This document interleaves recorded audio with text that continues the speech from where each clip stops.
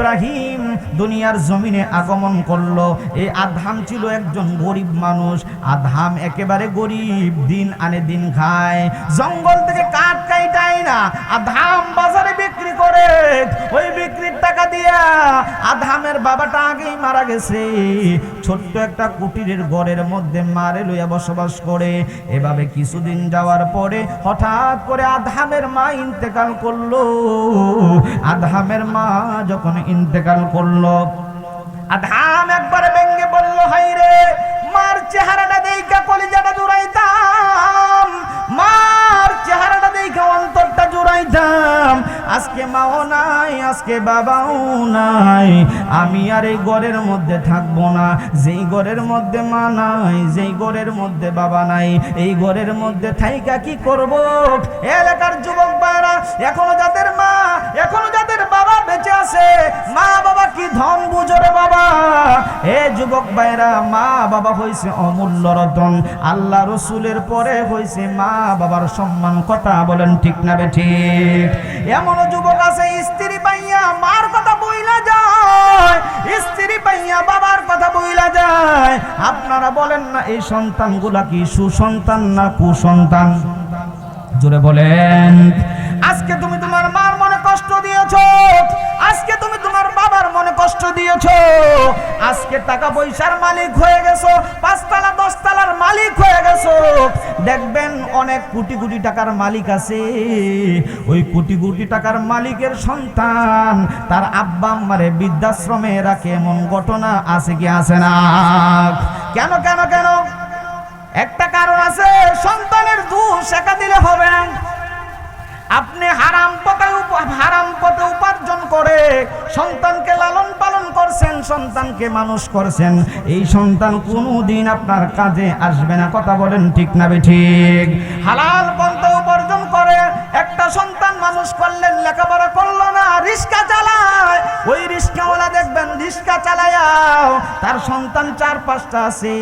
ওই রিক্সাওয়ালাও দেখবেন মা বাবারে লইয়া এক পাতিলের মধ্যে ভাত খায়, এমন ঘটনা আমাদের সমাজে আছে কিনা? বন্ধুরা রে আমার, ওই দিকে যাই না। আদহাম বলেন, আমার আম্মাটা ইন্তেকাল করছে, ঘরের মধ্যে আসতে আম্মার চেহারা দেখি না, আমি আর ওই ঘরের মধ্যে থাকবো না। আদহাম চলে গেলেন পাহাড়ের উপরে, জঙ্গলের কাছে গিয়া উনি কি করতেছেন? গাছ কাটতেছেন। হঠাৎ করে আদহাম ডাক দিয়া কয়, দুনিয়ার মানুষ আমি তাকায়া দেখি, আমি তাকায়া দেখি, আমি যখন গাছ কাটতেছিলাম হঠাৎ করে আমি তাকায়া দেখি আমার চতুর্থ পাশে ভাগ, ভাল্লুক, হিংস্র জানোয়ার আইসা আমার চতুর্থ দিকে ঘেরাও করে ফেলেছে। আওয়াজ করে বলেন না আল্লাহু আকবার। আমরা কি ওলি আল্লাহ মুক্ত না ওলি আল্লাহ যুক্ত? ওলি আল্লাহ ছাড়া কি নবী পাওয়া যাবে?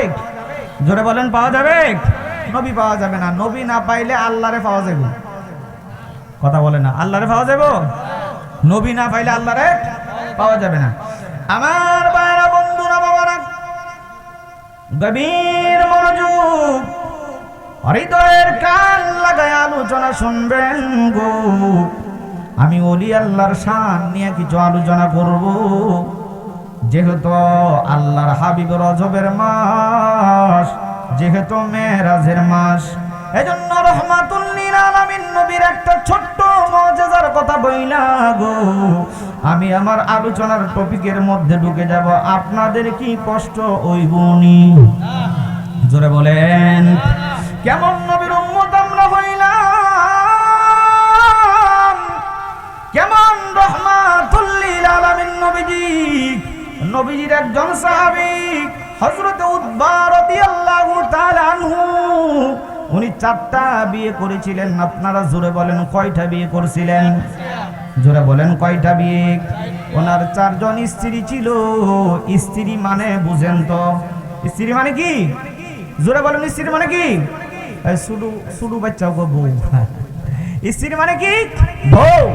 তো ওনার 4 জন স্ত্রী ছিল, 4 জন বউ ছিল। হযরত উতবা রাদিয়াল্লাহু তাআলা আনহুকে একদিন একজন স্ত্রী ডাক দিয়া, উতবা রে, হে উতবা, তোমার কাছে একটা বিষয় জানতে চাই। নবীর সাহাবী উতবা ডাক দিয়া কয়, কি বিষয় জানতে চাও?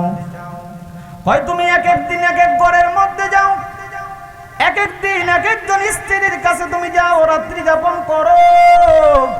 এ উতবা তোমার কাছে জানতে চাই, তুমি যখন আমাদের ঘরের মধ্যে আসো, আমরা তোমারে খুশি করার জন্য কত ধরনের আতর ব্যবহার করি, কত ধরনের সুগন্ধি ব্যবহার করি। হে উতবা তোমার কাছে জানতে চাই, তুমি যখন ঘরের মধ্যে আসো, আমরা যত সুন্দর সুন্দর আতর ব্যবহার করি না কেন গো, তুমি ঘরের ভিতরে আসার সাথে সাথে আমাদের সমস্ত সুগন্ধিগুলা ডিলেট হয়ে যায়, আর তোমার শরীর থেকে যেন মেশকে আম্বরের গন্ধ জারি হইয়া যায়। আর জোরে বলেন না সুবহানাল্লাহ।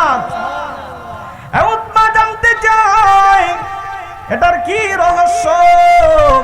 নবীর সাহাবী হযরত উতবা রাদিয়াল্লাহু তাআলা আনহু ডাক দিয়া কয়, স্ত্রী রে, এটার রহস্য তুমি জানতে চাও? কয় হ্যাঁ আমি জানতে চাই।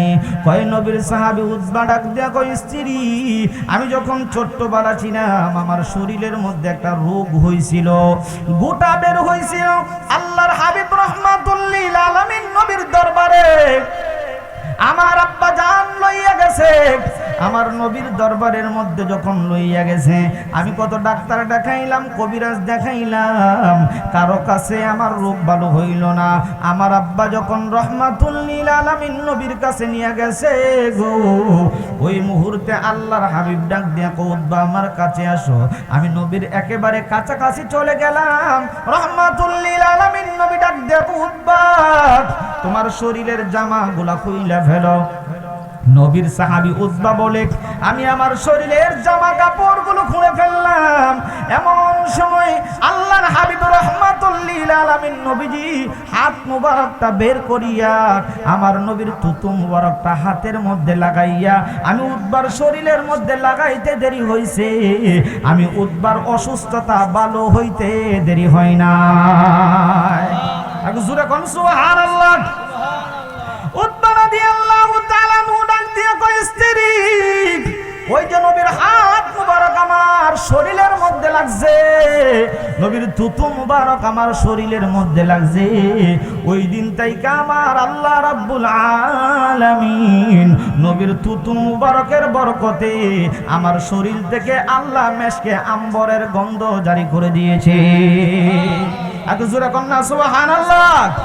এই জন্যই তো আমি লিখলাম, নবী আমার জানের জান, নবী আমার প্রাণের প্রাণ, নবী আমার জানে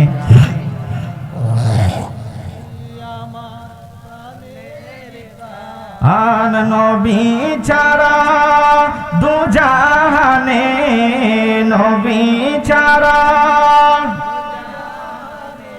পাবে না তুমি বাঁচানে ওয়ালা। ইয়া রাসূলুল্লাহ ইয়া হাবিবাল্লাহ ইয়া রাসূলুল্লাহ ইয়া রাসূলুল্লাহ ইয়া হাবিবাল্লাহ ইয়া রাসূল। কি বলেন, গজল বললে গুনাহ হবে? কথা বলেন, গজল বললে গুনাহ হবে? আমার নিজের লেখা যদি আপনারা বলতে পারেন তাহলে লেখাটা সার্থক হবে। এই গজলগুলো বলে বলে রাত্রে ঘুমায় গেলে আপনার এই আলালপুরের জমিনে বাঙ্গা করে আমার নবী হাজির হইতে পারে কি পারে না? জোরে বলেন, পারে কি পারে না? তাহলে একটা জবান বন্ধ রাখবেন না। নবী আমার জানেরি জান, নবী আমার প্রাণে, নবী ছাড়া দুজাহানে, নবী ছাড়া পাবে না তুমি বাঁচানে ওয়ালা। ইয়া রাসূলুল্লাহ ইয়া হাবিবাল্লাহ ইয়া রাসূলুল্লাহ। আওয়াজ করে করে বলেন না আল্লাহু আকবার। বন্ধুরা আমার, বাবাজিরা আমার, কেমন রহমাতুল লিল আলামিন নবীর উম্মত আমরা হইলাম। অনেক মানুষ, অনেক মুফতিরা বলেন নবী বলে আমাদের মতো মানুষ। নাউজুবিল্লাহ বলেন না। নবী আমার কেমন, আপনার পায়খানাকে পায়খানা বলতে হবে, আর আমার নবীর পায়খানাকে পায়খানা বলা যাবে না, আমার নবীর পায়খানাকে বলতে হবে পায়খানা মুবারক। চিল্লা বলেন না সুবহানাল্লাহ। বন্ধুরা রে আমার, বাবাজিরা রে আমার, ও আলালপুরের বন্ধুরা, আল্লাহর হাবিব রাহমাতুল লিল আলামিন কেমন রহমতের নবী। নুজহাতুল মাজালিসের মধ্যে আসছে, মাওয়াহিবুল দুনিয়ার মধ্যে আসছে। মক্কা শরীফ যখন বিজয় হইয়া গেছে গো, আল্লাহর হাবিব মক্কা শরীফের মধ্যে ঢুকলেন। নবীর মাথা মুবারকের ভিতরে কালো রঙের একটা পাগড়ি পরিয়া আল্লাহর হাবিব রাহমাতুল লিল আলামিন নবীজি শাওয়াহিদুন নবুয়তের মধ্যে, কিতাবটার মধ্যে আসছে ঘটনাটা। আপনার নবী, আমার নবী একজন ইহুদির বাড়ির পাশে আল্লাহর হাবিব ইহুদির দেয়ালের মধ্যে নবীর পিঠ মুবারকটা লাগাইয়া একটু বিশ্রাম নিতেছে। আওয়াজ করে বলেন আল্লাহু আকবার। নবী যখন বিশ্রাম নিতেছে, এমন অবস্থায় ঘরের মধ্যে একটা ইহুদি মহিলা ছিল। ইহুদি মহিলাটা বলে, সে তো আব্দুল্লাহর ছেলে মুহাম্মদ, আমরা পড়ি সাল্লাল্লাহু আলাইহি ওয়াসাল্লাম, সে তো আমার দুশমন, সে আমার ঘরের দেওয়ালে তার পিঠ লাগাইছে, এইবার দরজাটা বন্ধ করে ফেলেছে, কই তার চেহারা আমি দেখবো না। চিল্লা বলেন না নাউজুবিল্লাহ। দরজা জানালা যখন বন্ধ করে দিয়েছে, আমার আল্লাহ রাব্বুল আলামিন হযরতে জিবরাইলকে পাঠিয়ে দিল। জিবরাইল, যাও যাও জিবরাইল, আমার বন্ধুর কানে কানে একটা খবর দিয়ে আসো। হযরতে জিবরাইল নবীর দরবারে হাজির হইয়া কয়, ইয়া রাসূলুল্লাহ, ইয়া হাবিবাল্লাহ, ও দয়ার নবী, মায়ার নবী, একটা সুসংবাদ নিয়ে আসছি। নবী বলেন, কি সুসংবাদ? আল্লাহর হাবিব ডাক দিয়া কয়, হে জিবরাইল, কি সুসংবাদ নিয়ে আসছো? জিবরাইল ডাক দিয়া কয়, নবী গো, আপনি যেই ঘরের দেয়ালের মধ্যে আপনার পিঠটা লাগছে, আপনি কি জানেন ঘরটা কার? নবী ডাক দিয়া কয়, একটা ইহুদি মহিলার। আল্লাহ তো একটা ঘটনা ঘটায় ফেলছে। আওয়াজ করে বলেন না আল্লাহু আকবার। আমার নবী, আপনার নবী ডাক দিয়া কয়, জিবরাইল, কি ঘটনা ঘটাইছে? এবার জিবরাইল ডাক দিয়া কয়, ইয়া রাসূলুল্লাহ, নবী, আপনার পিঠ মুবারক এই ইহুদির ঘরের দেওয়ালের মধ্যে লাগছে, আপনার চেহারা যাতে না দেখা যায় এজন্য ইহুদি মহিলা দরজা জানালা বন্ধ করে দিয়েছে। আমার আল্লাহ রাব্বুল আলামিন এই মহিলার অন্তরের দরজা খুলে দিয়েছে। একটু জোরে কন্যা সুবহানাল্লাহ। ইয়া রাসূলুল্লাহ, দরদি নবী গো, আল্লাহ বলেছে এই ঘরটা ছিল জাহান্নামী ঘর, এই মহিলাটা ছিল জাহান্নামী মহিলা, কিন্তু আপনি নবীর পিঠ মুবারক এই মহিলার দেওয়ালের মধ্যে লাগার কারণে, আপনি নবীর পিঠ মুবারকের উসিলায় আমার আল্লাহ রাব্বুল আলামিন এই মহিলার জিন্দেগীর গুনাহগুলো মাফ করিয়া জাহান্নামী মহিলাটাকে আমার আল্লাহ জান্নাতি বানায়া দিছে। একটু চিল্লা এখন না আল্লাহু আকবার। ওই নবী কি আপনার মতো আমার মতো? জোরে বলেন। তো যারা নবীর সাথে গুস্তাখি করবে, যারা নবীর শান মানিয়া টানা হেসরা করবে, এরা যত বড় মৌলবী হোক, আমরা কি এদের কথা মানবো? চিল্লা বলেন মানবো? বন্ধুরা রে আমার, বাবাজিরা রে আমার, আল্লাহ বলেছেন আমারে ভয় করো, ভয় করার মতো ভয় করো, আমারে ভয় করার পরে তোমরা কুনু মা সাদিকিন, যারা আমার বন্ধু হয়ে গেছে তাদের সঙ্গ তোমরা লাভ করো। ঘোষণা কি মোল্লার না আল্লাহর? জোরে বলতে হবে, মোল্লার না আল্লাহর? বন্ধুরা রে আমার, বাবাজিরা রে আমার, আপনারা সকলে ইব্রাহিম ইবনে আদহাম রাহমাতুল্লাহি আলাইহির নাম শুনেছেন। উনি বলক রাজ্যের বাদশা ছিলেন। বর্তমানে যে আফগানিস্তান যে জায়গাটা আছে, এটার নাম ছিল বলক রাজ্য। এই বলক রাজ্যের বাদশা ছিল ইব্রাহিম ইবনে আদহাম। ইব্রাহিম ইবনে আদহামের ঘটনা ওয়াহাবি বলেন, সুন্নি বলেন, খারিজি বলেন, রাফিজি বলেন, মুতাজিলা বলেন, সকলেই বর্ণনা করে। কিন্তু ইব্রাহিম যে কার সন্তান? ইব্রাহিমের আব্বার নাম হয়েছে আদহাম। সন্তান যদি, বাবা যদি ভালো হয় তাহলে সন্তান অবশ্যই ভালো হবে। কথা কোন ঠিক না ঠিক? ইব্রাহিমের জীবনী আমরা শুনছি। ইব্রাহিমের আব্বার নাম আদহাম। এই আদহাম রাহমাতুল্লাহি আলাইহি কেমনে করে বলক রাজ্যের মাইয়াটারে বিবাহ করলো। ওই তার গর্ভ থেকে ইব্রাহিম দুনিয়ার জমিনে আগমন করলো। এই আদহাম ছিল একজন গরিব মানুষ। আদহাম একেবারে গরিব, দিন আনে দিন খায়, জঙ্গল থেকে কাঠ কাইটাই না, আদহাম বাজারে বিক্রি করে। ওই বিক্রির টাকা দিয়া আদহামের বাবাটা আগেই মারা গেছে। ছোট্ট একটা কুটিরের ঘরের মধ্যে মারে লইয়া বসবাস করে। এভাবে কিছুদিন যাওয়ার পরে হঠাৎ করে আদহামের মা ইন্তেকাল করলো। আদহামের মা যখন ইন্তেকাল করলো, আদহাম একবারে ভেঙে বলল, হাই রে, মার চেহারাটা দেইখা কলিজাটা জুড়াইতাম, মার চেহারাটা দেইখা অন্তরটা জুড়াইতাম। আজকে মাও নাই, আজকে বাবাও নাই, আমি আর এই ঘরের মধ্যে থাকবো না। যেই ঘরের মধ্যে মা নাই, যেই ঘরের মধ্যে বাবা নাই, এই ঘরের মধ্যে থাইকা কি করব? এলাকার যুবক ভাইরা, এখনো যাদের মা, এখনো যাদের বাবা বেঁচে আছে, মা বাবা কি ধন বুঝো রে বাবা। এ যুবক ভাইরা, মা বাবা হইছে অমূল্য রতন।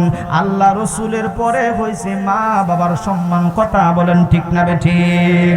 এমন যুবক আছে স্ত্রী পাইয়া মার কথা বইলা যায়, স্ত্রী পাইয়া বাবার কথা বইলা যায়। আপনারা বলেন না এই সন্তানগুলা কি সুসন্তান না কুসন্তান? জোরে বলেন। আজকে তুমি তোমার মার মনে কষ্ট দিয়েছো, আজকে তুমি তোমার বাবার মনে কষ্ট দিয়েছো। আজকে টাকা পয়সার মালিক হয়ে গেছো, 5 তলা 10 তলার মালিক হয়ে গেছো। দেখবেন অনেক কোটি কোটি টাকার মালিক আছে, ওই কোটি কোটি টাকার মালিকের সন্তান তার আব্বা আম্মারে বৃদ্ধাশ্রমে রাখে, এমন ঘটনা আছে কি আছে না? কেন কেন কেন? একটা কারণ আছে, সন্তানের দোষ একা দিলে হবে না। আপনি হারাম পথে উপার্জন করে সন্তানকে লালন পালন করছেন, সন্তানকে মানুষ করছেন, এই সন্তান কোনোদিন আপনার কাজে আসবে না। কথা বলেন ঠিক না বেঠিক? হালাল পন্থা উপার্জন করে একটা সন্তান মানুষ করলেন, লেখাপড়া করলো না, রিক্সা চালায়। ওই রিক্সাওয়ালা দেখবেন রিক্সা চালায়াও তার সন্তান 4-5টা আছে। ওই রিক্সাওয়ালাও দেখবেন মা বাবারে লইয়া এক পাতিলের মধ্যে ভাত খায়। এমন ঘটনা আমাদের সমাজে আছে কিনা? বন্ধুরা রে আমার, ওই দিকে যাই না। আদহাম বলেন, আমার আম্মাটা ইন্তেকাল করছে, ঘরের মধ্যে আসতে আম্মার চেহারা দেখি না, আমি আর ওই ঘরের মধ্যে থাকবো না। আদহাম চলে গেলেন পাহাড়ের উপরে, জঙ্গলের কাছে গিয়া উনি কি করতেছেন? গাছ কাটতেছেন। হঠাৎ করে আদহাম ডাক দিয়া কয়, দুনিয়ার মানুষ আমি তাকায়া দেখি, আমি তাকায়া দেখি, আমি যখন গাছ কাটতেছিলাম হঠাৎ করে আমি তাকায়া দেখি আমার চতুর্থ পাশে ভাগ, ভাল্লুক, হিংস্র জানোয়ার আইসা আমার চতুর্থ দিকে ঘেরাও করে ফেলেছে। আওয়াজ করে বলেন না আল্লাহু আকবার।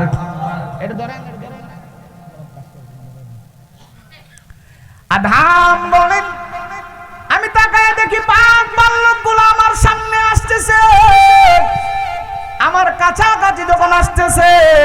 আদহাম বলেন, আমার একটা চরিত্র ছিল, আমি 5 ওয়াক্ত নামাজ পড়তাম, আর বেশি বেশি করে আমার নবীর উপর দুরূদ শরীফ পড়তাম। আর জোরে বলেন না সুবহানাল্লাহ।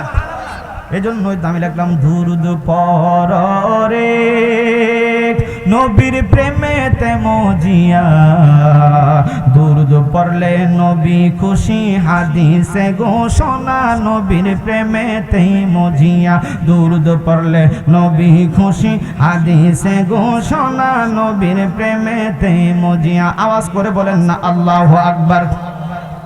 আদহামের চরিত্র ছিল নামাজ পড়তো আর নবীর উপর দুরূদ শরীফ পড়তো। আদহাম বলেন, আমি দুরূদ শরীফ পড়তেছি, হঠাৎ করে বাঘগুলা দেখি আমার সামনে আসতেছে, আমার কলিজার পানিটা একবারে শুকায় গেছে। এই তো বাঘ আসতেছে, আমারে খেয়ে ফেলবে। বিভিন্ন বিভিন্ন হিংস্র জানোয়ারগুলা আদহামের কাছাকাছি আসছে। আদহাম বলেন, আমি চক্ষুটা বন্ধ করলাম, এই তো মনে হয় আমার প্রাণটা চলে যাবে। এই তো মনে হয় বাঘ আমারে খাইয়া ফেলবো। আদহাম বলেন আমি মনে মনে নবীর দুরূদ শরীফ পড়তেছি, সাহস হারাইতেছি না। আদহাম বলেন গো, হঠাৎ করে আমি চোখটা খুইলা দেখি যেই সকল বাঘগুলো আমারে খাওয়ার জন্য আসছিল, ওই বাঘগুলো আমি আদহামের পায়ের মধ্যে চুমাইতে শুরু করে দিয়েছে। একটু জোরে বলতে হবে, একটু চিল্লায়া বলেন। নবীর আশেকদেরকে বাঘ খায়, কথা বলেন, বাঘ খায়। আদহাম রাহমাতুল্লাহি আলাইহি বলেন বাঘ আমার পায়ের মধ্যে চুমু খাইতেছে। এমত অবস্থায় আমি অবাক হয়ে গেলাম, আশ্চর্য হয়ে গেলাম, কিরে বাঘ আমাকে না খাইয়া আমারে চুমাইতেছো। হঠাৎ করে বাঘের জবান আল্লাহ খুলে দিয়েছে।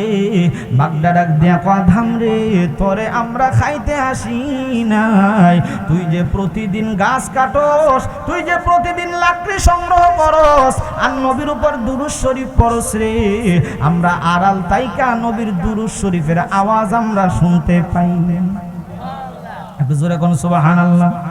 হে আদহাম, আজকে তোরে একা পাইয়া নবীর দুরূদ শরীফ যে পড়তেছিলে আমরা দূরে থাকতে পারলাম না, তোর কাছে আসলাম, তোর পায়ের মধ্যে চুমু দিলাম।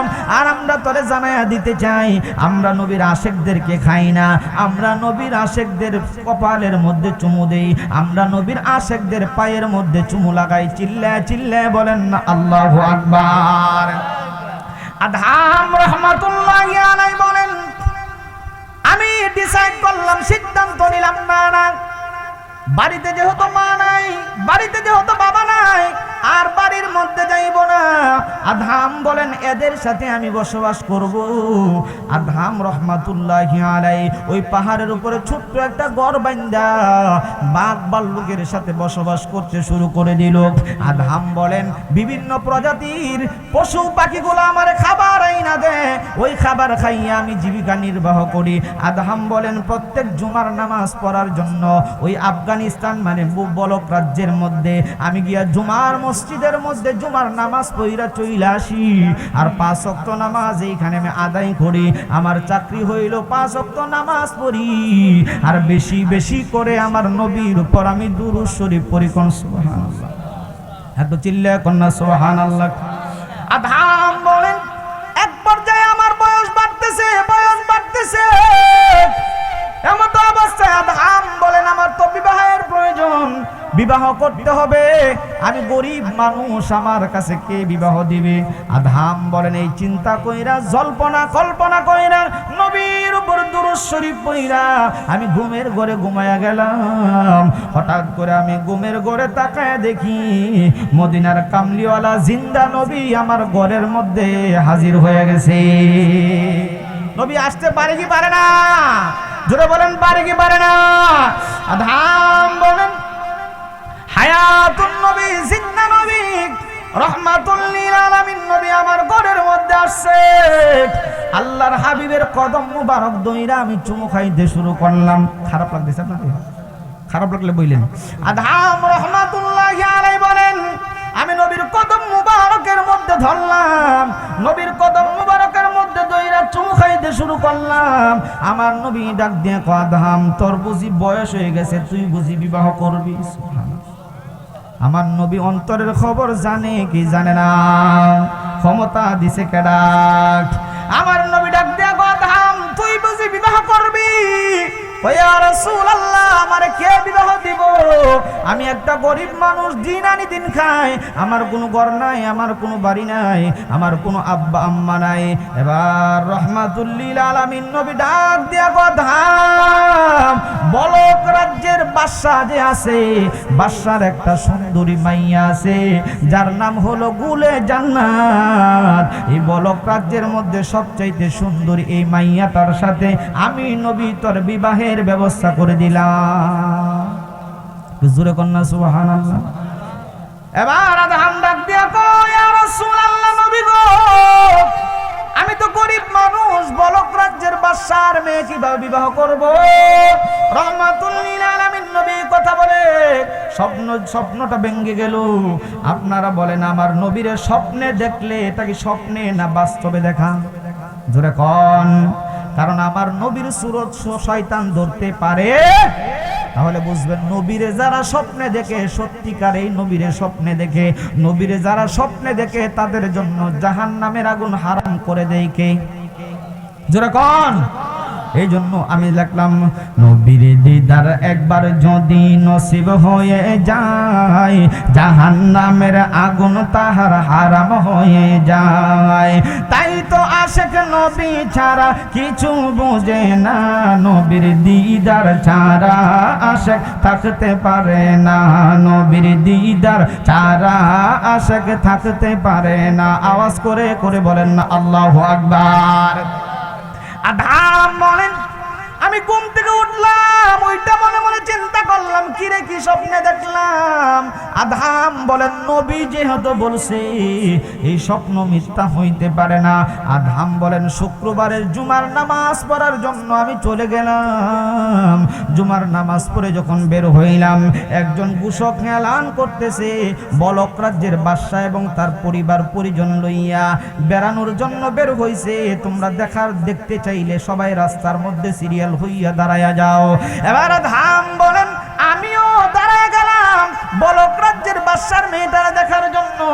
রহমাতুল লিল আলামিন নবী তো বলেছে তার সাথে আমার বিবাহ হবে, এই মেয়েটা কেমন সুন্দর এটা একটু দেখার জন্য আধাম বলেন আমি সবার পিছনে দাঁড়ায় রইলাম। এবার বলক রাজ্যের বাদশার মেয়েটা এত সুন্দর, যার নাম হইছে গুলে জান্নাত, এত সুন্দর তার চেহারা, আমি একটিবার দেখে আমার চক্ষুটা নিচের দিকে নামায়া ফেললাম। এমতো অবস্থায় আমি নিচের দিকে তাকায় রইলাম। ওই বলক রাজ্যের বাদশা একটা লোক পাঠায় দিছে, ওই ছেলেটারে আমার কাছে ডাইকা নিয়ে আসো। এবার একটা লোক আইসা আমারে বলছে, আমি বলক রাজ্যের বাদশার কাছে গেলাম, ডাক দিয়া কো বাবা তোমার নাম কি? আমার নাম হইছে আধাম, আমি একজন গরিব মানুষ, চেহারার মধ্যে বেশি আপনার পোশাকটা বেশি ভালো না, সিরা বেরা পোশাক। এবার বাদশা ডাক দিয়া কয়, যদিও তোমার চেহারাটা তোমার শরীরের পোশাকগুলো সুন্দর না, কিন্তু আমি তোমার চেহারার দিকে তাকায়া দেখছি তোমার চেহারার মধ্য থেকে নূর ঝলমল ঝলমল করতেছে। আর জোরে কন্যা সুবহানাল্লাহ। এজন্য তো বুখারী শরীফের মধ্যে আছে, আমি যে হাদিসটা পড়ছিলাম, রুব্বা আশআসা আকবারা মাদফুইন আনিল আবওয়াবি ইলা ওয়াকসামা আলাল্লাহিল আবাররা, রাওয়াহুল বুখারী ওয়া মুসলিম। নবীজি আমার ডাক দেয়া কয়, এমন কিছু মানুষ আছে যাদের চেহারা দেখতে সুন্দর না, চুলগুলো কুস্কো কুস্কো এলোমেলো তাদের চেহারা। আল্লাহর হাবিব বলেন, এই ব্যক্তিগুলা তোমাদের কাছে যদি কিছু চায় তোমরা তাদেরকে তাড়ায়া দিও না। নবী বলেন, লাউ আকসামা আলাল্লাহিল আবাররা, এই ব্যক্তিগুলা যদি আল্লাহর কাছে কসম খাইয়া কিছু চাইয়া বসে, চাইতে দেরি হয় আমার আল্লাহ দিতে দেরি করে না। একটু জোরে কন্যা সুবহানাল্লাহ। বন্ধুরা আমার আধাম বলেন, ও বাদশা আমার চেহারার মধ্যে কি দেখছেন? এবার বাদশা ডাক দিয়া কয়, আধাম রে আমার তো মনটা বাড়ি মারছে রে, তুই কি আমার নবীর সাথে সাক্ষাৎ হইছিস? সুবহানাল্লাহ বলেন না। আধাম ডাক দিয়া কই, কথা তো বলা যাবে না। বাদশা ডাক দিয়া কত জোরে বলেন, লোভে পাপে মৃত্যু। এই দুনিয়ার জমিনে যতগুলো ঘটনা ঘটে সব ঘটনা কিন্তু মানুষ লোভের বশবর্তী হইয়া ঘটে। কথা কোন ঠিক না বে ঠিক? একতলা বাড়ি আছে আর একতলা বাড়ি বানাইতে চাই, এটা দোষের কিছু না, কিন্তু হারাম পন্থায় বানাইলে এইটাই দোষের। কথা কোন ঠিক না বে ঠিক? বন্ধুরা রে আমার, বাবাজিরা রে আমার, গভীর মনোযোগ। এবার উজির কি করলো, চারটা স্বর্ণের আংটি রাইখা নকল এক দু তিনটা আংটি লইয়া ডাক দিয়া কয়, আধাম তুমি বুঝি নকল আংটি লইয়া এখানে আসছো আমাদেরকে ধোঁকা দেওয়ার জন্য? আসলে কি নকল আনছে না আসল? নকল না আসল? আসল আংটি আনছে। আধাম চোখের পানি সাইরা সাইরা ডাক দিয়া, উজির কি বললি কি বললি? রহমাতুল লিল আলামিন নবী নিজে আমারে খবর দিয়া দিছে, আমার নবীর কথা কোনোদিন মিথ্যা হইতে, আমার নবীর কথা কোনোদিন মিথ্যা হইতে পারে না। এবার উজির যখন উজিরের কাছেই কথা বললো, উজির 4-5 জন সৈনিক তার উপরে লেলায় দিল, কই যাও এই মোল্লারে মারতে মারতে একবারে মাইরা ফালবা। আওয়াজ করে বলেন না নাউজুবিল্লাহ। আপনারা বলেন না বাঁচানোর মালিক কে? চিল্লা বলেন না বাঁচানোর মালিক কে? এই যে মাহফিলের মধ্যে বসছেন, মাহফিল থেকে বাড়িতে যাইতে পারবেন এমন কোনো গ্যারান্টি আসেনি? কথা কোন আছে? এ বাবা, দুনিয়াটা স্বার্থপর। মাহফিল থেকে 2টা বাজে অথবা 3টা বাজে বাড়ির মধ্যে গেলেন, ফজরের আজানের আগে অনেক মানুষ ঘুমের ঘরে মৃত্যুবরণ করে, কি করে না? আপনি রাত্রের বেলা ঘুমায় গেছেন, হঠাৎ করে মরে গেলেন, 2 ঘন্টা রয়েছে আজানের, আপনার স্ত্রীর সাথে এক প্লেটে বৈশা খাইছেন, এক বিছানায় ঘুমাইছেন, স্ত্রীর জন্য জীবনটা বিসর্জন করে দিয়েছেন, সন্তানের জন্য হালাল হারাম কোনোদিন দেখেন নাই। ওই সন্তান অথবা স্ত্রীর যদি বলা হয় এই লাশটা লইয়া 2 ঘন্টা পর্যন্ত ঘরের মধ্যে একা একা থাকবা, থাকবো না? কথা বলেন না? এই দুনিয়া ছেড়ে চলে যাব একদিন, মায়ারি বাঁধন ভেঙে যাবে একদিন, আসব না আমি আরে ভুবনে কোনো দিন, আসব না আমি আরে ভুবনে কোনো দিন, দুনিয়া ছেড়ে চলে যাব একদিন, মায়ারি বাঁধন ভেঙে যাবে। এই যে বাড়ি গাড়ি ক্ষমতা সবই পরে রবে, সবই চলে যাব আমি, দুনিয়ার মায়া সব ভেঙে যাবে একদিন, দুনিয়ার মায়া সব ভেঙে যাবে একদিন, দুনিয়া ছেড়ে চলে যাব একদিন, মায়ারি বাঁধন ভেঙে যাবে একদিন, আসব না আমি আরে ভুবনে কোনো দিন, আসব না আমি আরে ভুবনে কোনো দিন, দুনিয়া ছেড়ে চলে যাব একদিন। কথা কোন ঠিক না বেঠি? এ ভাইরা রে আমার, বন্ধুরা রে আমার, এই দুনিয়াটা বড় স্বার্থলোভী দুনিয়া, দুনিয়ার মানুষ বড় স্বার্থলোভী, স্বার্থ ছাড়া কেউ কাউরে ভালোবাসে না। আপনি মরে গেলেন, আপনার সাথে আপনার স্ত্রী যাবে না, আপনার সন্তানটা যাবে না। সকাল যখন হয়ে যাবে, এই যে বাবা এত কষ্ট করে ঘর বাড়ি বানাইলো, 2 তলা বিল্ডিং বানাইলো, আপনারা বলেন না এই বিল্ডিং এর মধ্যে লাশটা রাখবো না বের করে ফেলবে? কথা কোন? বের করে ফেলবে না রাখবে? এত সুন্দর বিল্ডিং বানাইলেন, বিল্ডিং এর মধ্যে আপনারা রাখবে না? এ ভাই, আজকে আপনার ক্ষমতা আছে, গরিবের উপর অত্যাচার করলেন, নিরীহ মানুষের উপর অত্যাচার করলেন, আরেক বেটার জমি আপনার ক্ষমতা আছে, ক্ষমতার দাপট দেখাইয়া আরেক বেটার জমি একলাই 1 হাত জমি আপনি দখল করলেন। এমন মানুষ আমাদের সমাজে আছে কি আছে না? এ তোমার মতো নমরুদ ছিল, ফেরাউন ছিল, কত বড় বড় জালিম ছিল, তারা কিন্তু দুনিয়াতে থাকতে পারে না। একটু চিন্তা কইরা দেখো, তোমার লাশটা যখন জানাজার মাঠের মধ্যে নেওয়া হয়, এলাকার মানুষ, অনেক মানুষ বলে কুত্তাটা মরছে, এলাকাটা শান্তি হয়েছে। কথা কোন ঠিক না ঠিক? ওই কুত্তাটা মরছে, এলাকাটা শান্তি হয়েছে।